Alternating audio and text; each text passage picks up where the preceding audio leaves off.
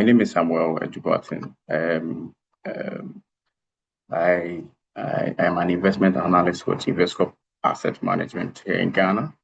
I'm also a chartered accountant by the Institute of Chartered Accountants, Ghana. Today, I'm so happy and so glad to be invited to present on the basics of wealth and specifically essentials for building wealth and becoming financially free. So let's zoom right into it. Essentials for building wealth and becoming financially free. So I'll start with what we are supposed to expect by the end of the presentation. So we are expected to know what wealth is and how it is built. And we know some understanding financial freedom and how the budgeting principle works, the difference between savings and investment. And I'll also let you know some investment options and asset classes locally and foreign, and some investment strategies by life stages, and also end with the question and answers as you rightly mentioned. So I'll first of all start with some questions that maybe we should ask ourselves these. I'm sure that maybe by the end of the presentation we would have answers, or even if you don't, maybe if you go to your comfort zone, you can be pondering over it. So the first one is that if you lost your primary source of income today, how long would your money last? That is something not for you to answer, but something for you to answer to yourself. The second one is wealth more about money or behavior? I think Doug explained this extensively, that building wealth is more about behavior than income. I think we'll go more into it in the presentation, and also how many of your expenses today actually builds your future. Is it possible that if we audit your spendings, we'll be able to track that these spendings are actually reflecting your priorities? So these are some 5 questions that I put up here to guide us in the presentation and our normal life. So moving on, what is wealth? So income, just as we all know, income is what you earn on a regular basis, and that is not wealth. You know, I think there is a popular quote that if you want to continue to survive, then you just continue to rely on your income. But that means that once your income is no longer there, you are not surviving. So wealth, on the other hand, is I put here as an equation: freedom plus security plus opportunities. Freedom means that you are able to control your own time and decisions. Security means that you have the financial peace of mind and stability. And opportunities means that you are ability to say yes without limitations. This is what I think that it's defined or can define what wealth is. And summarily, we will say that wealth is living the life on your own terms. So if you are unable to live the life on your own terms and you are just basing on your income, then really there's a huge problem that we should address. This is also like a snapshot on what financial freedom should look like. So if you see some handsome looking guy sitting in a chair and just enjoying income. So this is what financial freedom looks like. When you no longer depend on your salary, your money or assets that you built are now working for you. That is what we call wealth, like financial freedom. So if you check the top of the presentation, you see that I put an equation here: financial freedom is equal to passive income greater than or equal to expenses. So passive income here is the income that you earn without really doing more of activity. So like when you put together some assets for it to work for you, then the income that generates from that is called the passive income.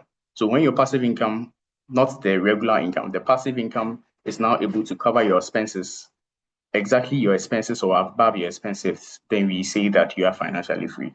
So example, when you have assets in rentals like REITs and some stocks and some other securities that pays you dividend and consistent income, then you say that you are financially free. So you see there's a wealth formula: income, expenses, savings, and investment. And it will surprise you that if you track the life of the wealthy so far, I think there are several books on wealth. If you try to read them and understand the mindset of the wealthy, you will know that these people are the ones that run through the formula to the end. They get the income, they pay their expenses, they save, and they invest. But most of us end at the expenses, or the regular people who are not really concerned about wealth end at the expenses stage. So they get income, they spend it. Because they are so sure that they will get the next income, they don't think about tomorrow. And that is not the mindset if you want to be wealthy. So the wealth mindset, again, the wealth is not built by lack of intelligence. I think Doug rightly explained this particular slide. Wealth is built by consistent financial behavior. The right mindset shapes every decision that you make about money. So I think that this one too was also mentioned by the first presenter. You save, invest first. So here it's like paying yourself first, just as he mentioned. So paying yourself first means that you are saving or you are investing in your future first. So that is more like, just as he mentioned, it's supposed to be like a non-negotiable decision that you take first before any other thing happens. So you live below your means. That is what I put here. Even if you can afford, so I think someone made a right example that if you can afford, say a Benz, but you choose to buy something lesser than a Benz, then really you are rich. So it's not about proving what you can afford that makes you rich. But if you can live below your means, then really we can classify you under such individuals. And also the last point here is consistency. Consistency really can triple all the type of gains that you earn on investment. Just as it was illustrated before on the compounding effect. It's rather unfortunate that I had a similar slide on compounding effect, but I think we've already seen that in the previous presenter. So the budgeting rule also follows the investing mindset, sorry, the wealth mindset. The budgeting rule is 50% to needs. This is like a widely followed budgeting rule. 50% of your income goes to your needs. The needs are the very things that you can do away with, like transport, food, water, those basic stuff. And 30% to wants, some of the things that you can live without it, but you just want to have them. And 20% savings and investment. Although 20% here is small. People actually try to, some of the rich people try to increase this particular allocation based on how rich they want to be in future. So some people really invest more than they spend. They invest more than they spend on needs and wants.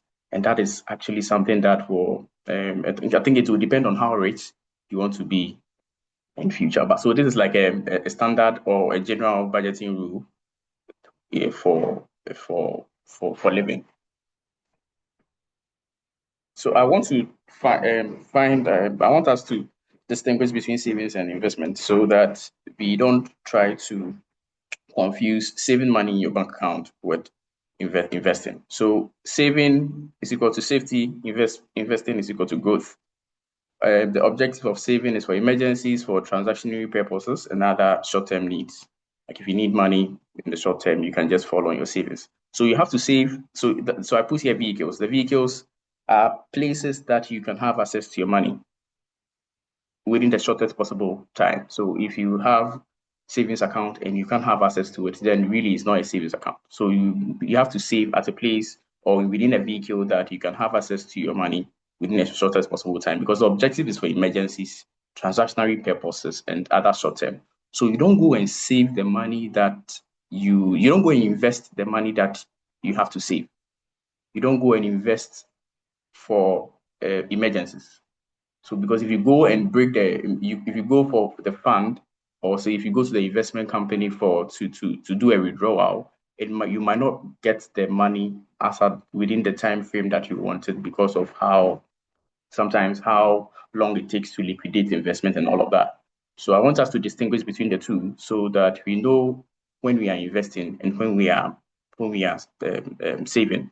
We know how much we are investing and how much we are saving and all the other modalities. So the vehicles for investment, the objective for investment, I have here growth, long-term projects or business. Some people invest to build projects, some people invest to build businesses, and some people also invest to beat inflation. So I think I have an interesting term on inflation in the next slide. Maybe when we get there, we can talk about it.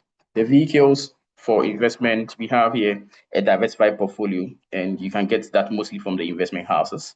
I also have another presentation, another slide on the diversified portfolios. When I get there, I can elaborate on that. So for savings, you can look at banks. Banks mostly now have a savings account. You can open a savings account with a bank or a savings and loans company or other investment firm or any other investment firm that is offering a product like that. But the key thing is that you should look out for whether or not the money is accessible, because that is the only reason why if it is not accessible, then you really will not be able to meet the objective of why you are saving. You can also look at liquid mutual funds. Liquid mutual funds in the sense that mutual funds that, just as I mentioned, mutual funds that invest in very, very liquid instruments like money market instruments or instruments that mature within very, very short term, so that any point in time you can get your money to beat the objective of the savings. Why investing matters. So just as I mentioned earlier, so investing is very important because, first of all, inflation reduces the value of money if you don't invest. So if you invest, this is a very, very popular quote, that inflation is a tax on people who do not invest. So, normal everybody pays taxes on their income and all the other sources of income, but you will pay an extra tax if you don't invest, and that one is what is called inflation. So, the general meaning for inflation is the average price increase of goods. But if you invest, then you are not really going to be affected by the increase in the price of general goods. So that is more like an incentive to invest. But if you don't invest, you are paying that tax that could have been avoided. So it's an avoidable tax that you should also take notice of. And the consequence is that cash loses purchasing power.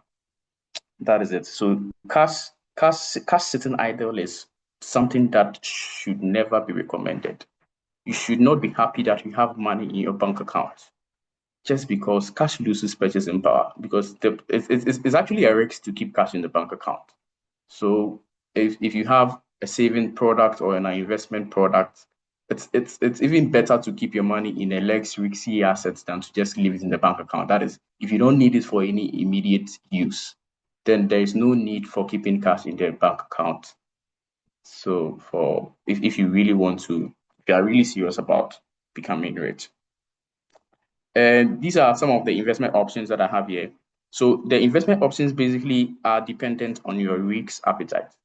Some people are not comfortable with seeing volatility in their money. They don't want to hear that I want to invest in a particular product, and at the end of the year, I'm seeing a downside or an upside. They are always they want to either get back their money or see an increment in their money. So the investment products really are based on your risk appetite. So I think when you are ready to invest, you visit an investment house, you let them teach you or let them run you through the risks, your risk level, and how the products that can match your risk level.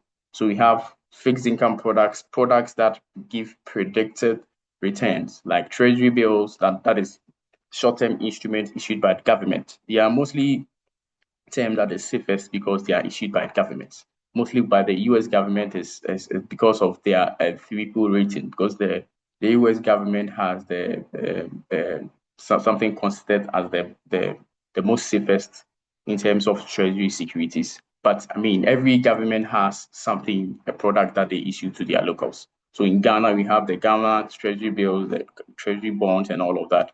If you really want something that has less of risk and predictable returns, then you should be looking at these type of instruments. Fixed deposits are issued by banks. certificates of deposit are also issued by banks. But the focus is that these are type of investment that give predictable returns. So if you are somebody who wants predictable returns, then you should be looking at fixed income products. Other than that, if you want, the products that give you fixed income, fixed returns really are not risky, but the products that gives you not stable, but can give you the, the returns are very volatile, then that will fall under the other products. Here we can talk about stocks, real estate, commodities, and there are a lot. Just that I just wanted to summarize for the purpose of the presentation. So some of these products can actually give you more than average yield, or they can also make you return negative. But it all depends on your risk appetite and your investment horizon. But maybe when you are ready to invest, I'm sure your investment advisor will run you through deeply on what really to expect. These are the general investment principles: risk versus return, diversification, and your time horizon. So the risk versus return is very important. Just as I mentioned, you have to know your risk level and the risk that is embedded in the particular product that you are investing in. So if you are investing in a particular security that is risky and it's not promised, the expected return is not commensurating the risk, then really there's no benefit in investing in such product. So you have to make sure that you are investing in products that matches that their return matches their risk. I don't want to go into these technical stuff, but these are just the general principles of investment. You make sure that you are not investing too much risk. If you are taking too much risk, make sure the returns are going to compensate that. And it also has to base on your own risk appetite.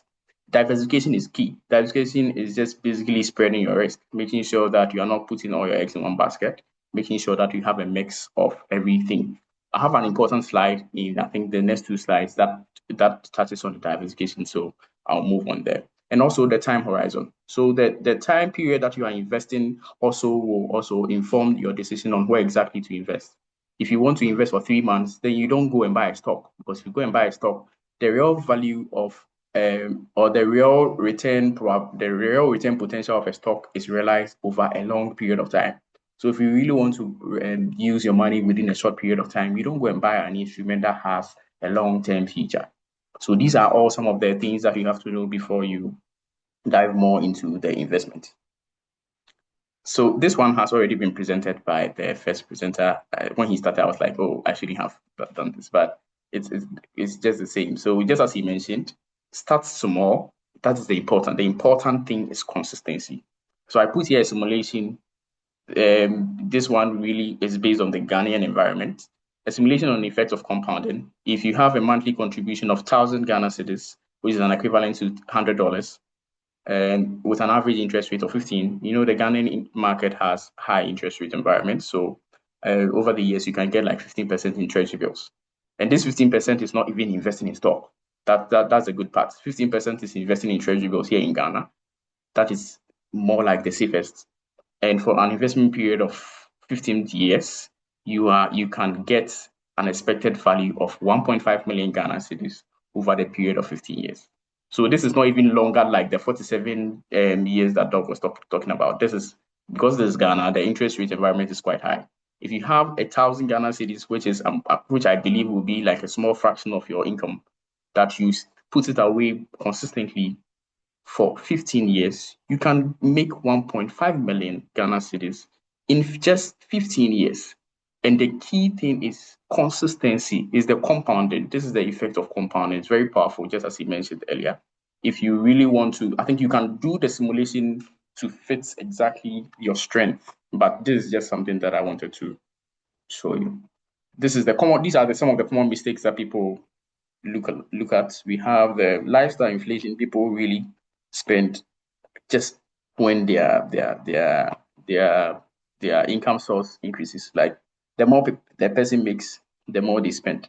These are common mistakes that are very, very common for humans. But this is why people also don't try to. This is why people are not financially free, because they always want to increase their spending as and when they their income increases. No emergency fund, and people are chasing quick money. It's not chasing quick money always will come back to, it's more like trying to grow by jumping. If you try to grow by jumping, obviously you will fall. But if you try to grow by building, then you are not expecting quick money.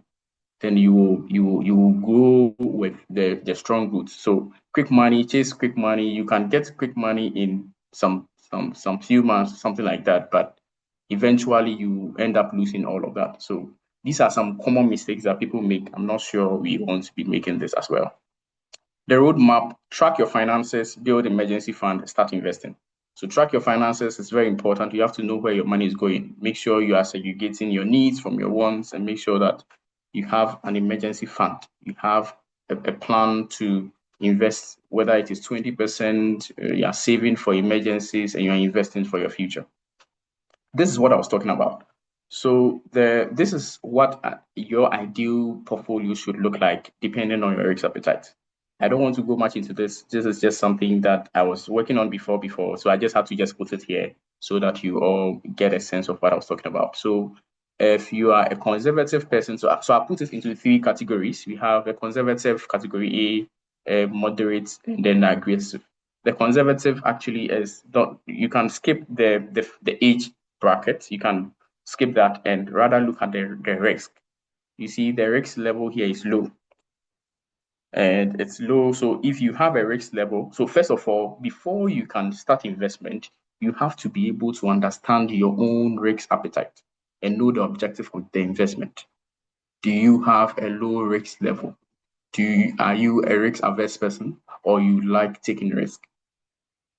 It's only after that that you can make an informed decision on what exactly you want. And also, you also have to make you have an objective or a goal for that particular investment. So, like what I put here, the category A is for, the objective is capital preservation, stable income, predictable income, low volatility, liquidity, consistent returns, and meeting specific near-term needs. So if you have an investment objective like this, then really you should be looking at the asset allocation that I put here.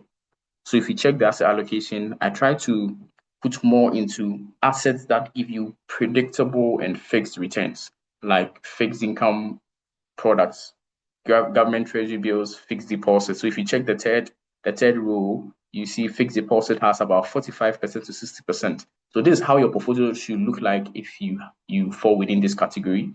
And a very small portion will be exposed to equities. That's the first one. That is 0 to 10%.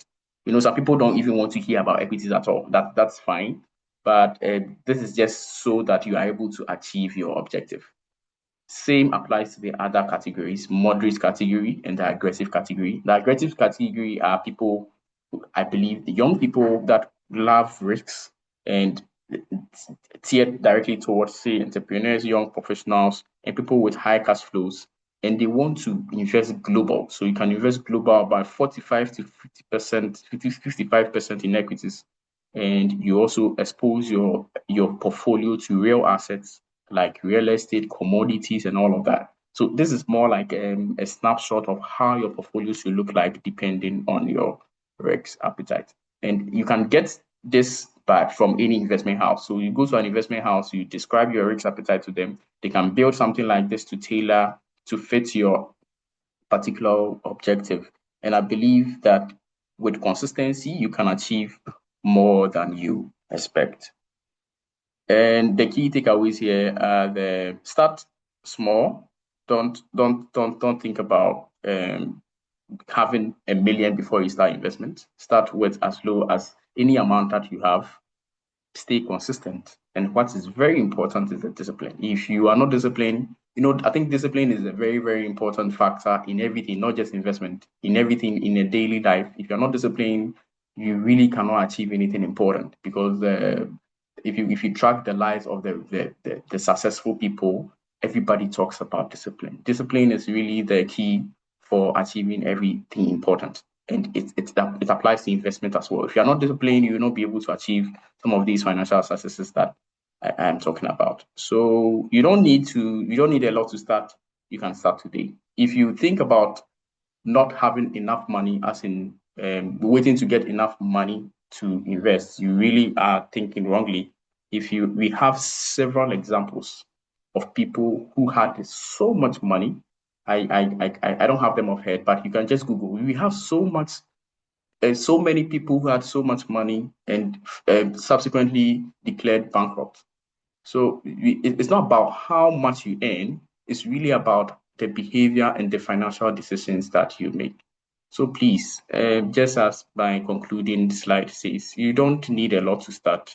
You can start today. Thank you very much. And I'm sure you welcome questions. So the first question for both of you is, could you guys please share any side hustle ideas that you would recommend for the people in the meeting? Yeah. I want to first, start off by saying, Samuel, nice job as well. Those concepts, finance can be very complex, and having the right person guiding you, makes all the difference for your future. So as far as, side hustles, man, there are thousands of things that people can do. It all depends on the time that you have and also your passion, right? I'm a firm believer that, God has given all of us our own special gifts and our own special talents. And a lot of times, because we make bad decisions, it puts us in a place where we're not able to fully express our gifts and talents, right? So by making good financial choices, you put yourself in a place where you can think clearly to be able to figure out what is it that I'm good at, right? All of us have our skills and we're all good at something, right? That we are better than other people at. You need to really figure out what that is. For me, for example, like, in medicine and finance, I love both topics so much. So I put the time and the effort to understand how they work and how I can add value, right? And also, remember, the whole point of a business or entrepreneurship is to solve problems.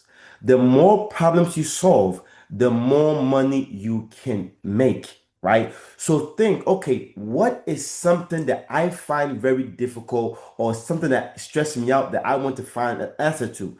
9 times out of 10, a lot of other people have those same problems as well.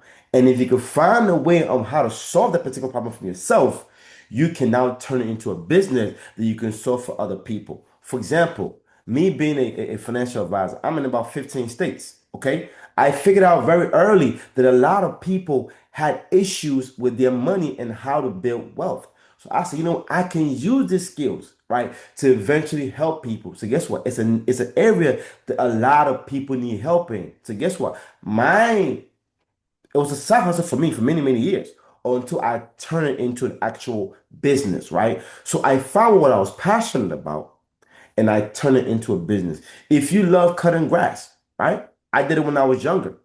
I went around from door to door cutting all my neighbors' grass. That's how I made extra money, right? Okay, most people don't like to cut grass. So you can use that as a way to be able to what? Do that and make extra money. Do you like baking?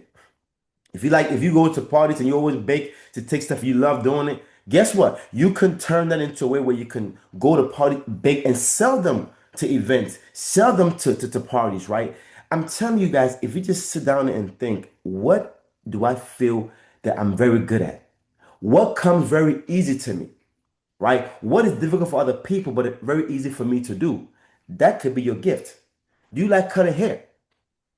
Okay, if that's so, guess what? If you cut your own hair, you do very good at, guess what? You can cut other people's hair and charge them for that, right? So there's so many different things you can do, but you just gotta really sit down and think. You can Google these things. You can chat GPT, hey, what are some great ideas for me to make extra income? You can have so many different ideas, but don't go chasing something that you don't have any passion in. If you don't have passion into something, I promise you, you're not gonna be as effective. When it comes to this, I love this. So guess what? I put time and effort to learn how to bring more value to people. If you love it, you're going to bring more value. People can see it. It's not just for the money. You actually love what you're doing, right? So my key is to figure out what you're passionate about. What is your God-given gift? And how you can combine those two things to serve people. And when you can serve people, you can now start earning income. Okay, And, sure. and another thing I want to kind of really kind of touch on before we kind of go to the next question, I think, Brother Sam did an awesome job, and one thing that he mentioned earlier about savings and investing. People get these two confused all the time.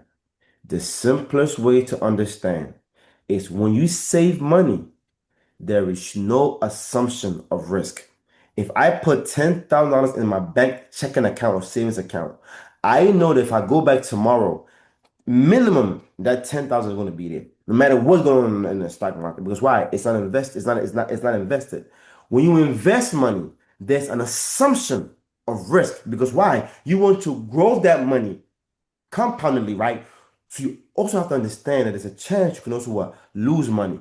But when you understand how investing works, long term, you actually gain, you don't lose. But as Brother Sam mentioned, right, the key is to understand what is your investor DNA. Are you conservative? Are you moderate? Or are you aggressive? When you know who you are, it's going to dictate what you invest in. I've invested in the stock market. I've invested in real estate. I've invested in bonds. So I understand how these things work, and they all have different purposes. The key is don't chase after, oh, my friend said he's earning this. That may not be your appetite of risk. You go do the same thing, you lose money, now you set back. That's what it. Know thyself. Invest in a way that makes you sleep good at night. Am I investing for the short term? Am I investing for the medium term? Am I investing for the long term? You answer those questions, it dictates what vehicles you put that money in.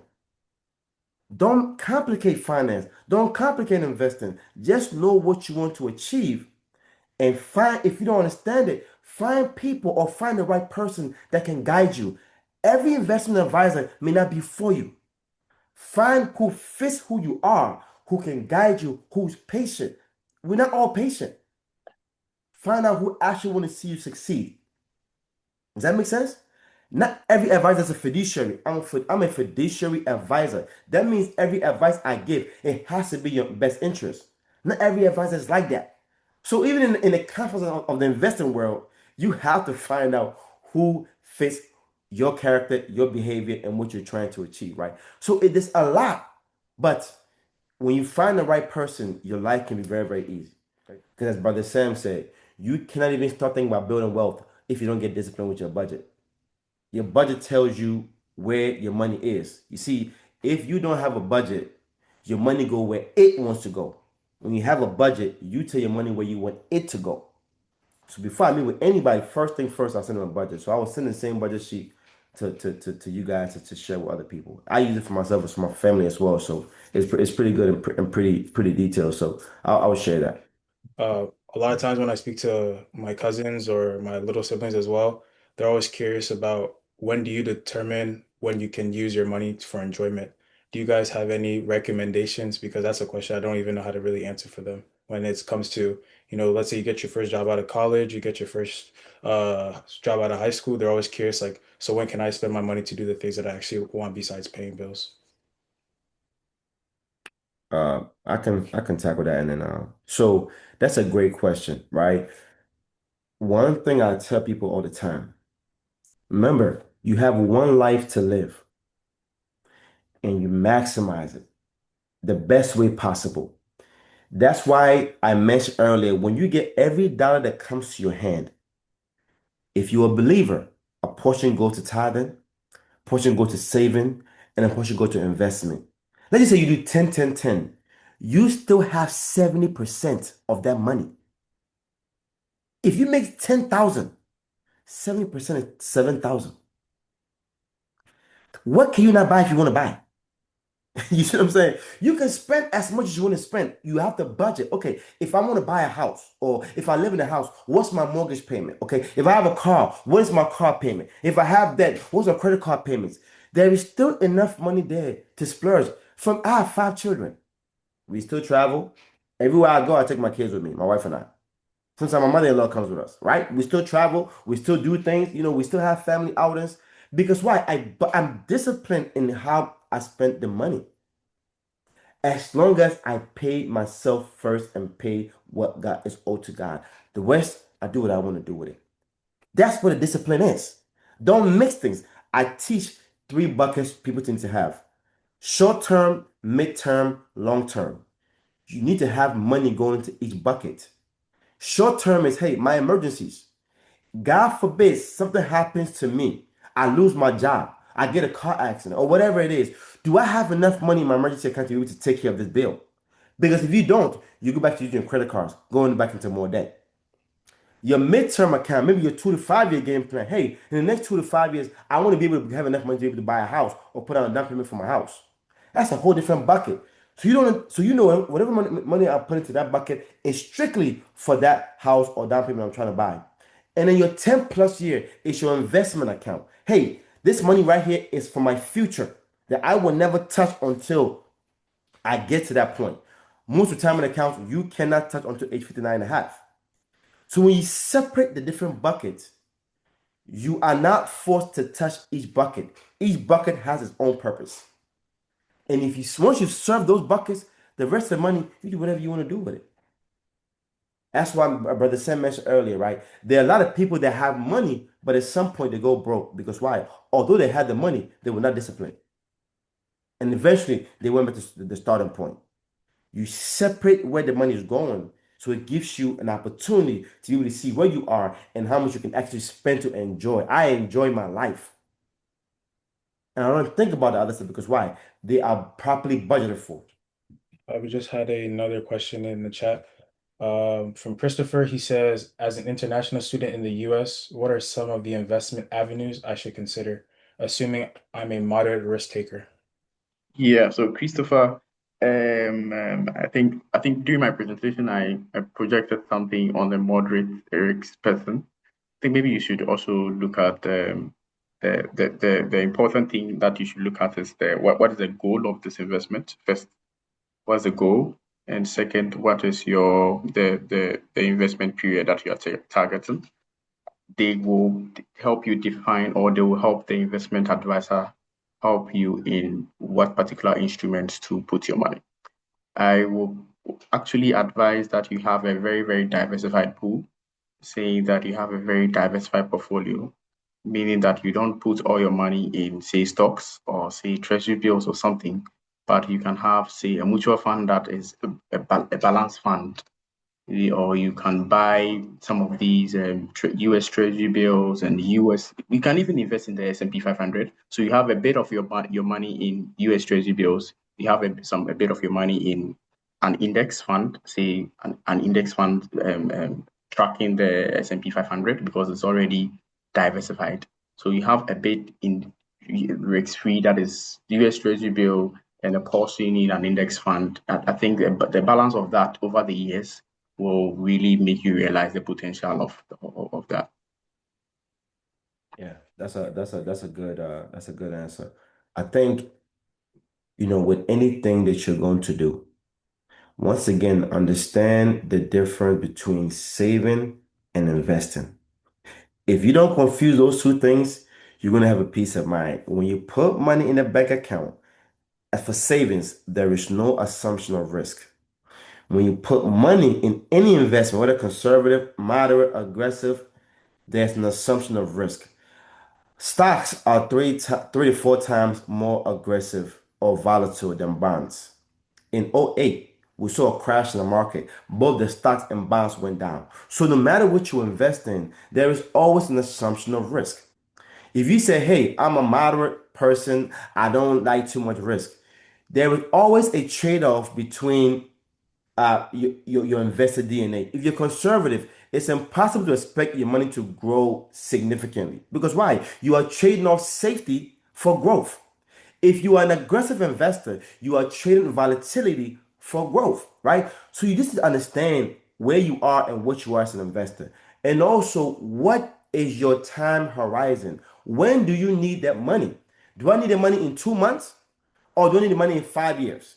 If I need the money in 2 months, that dictates where I should put the money.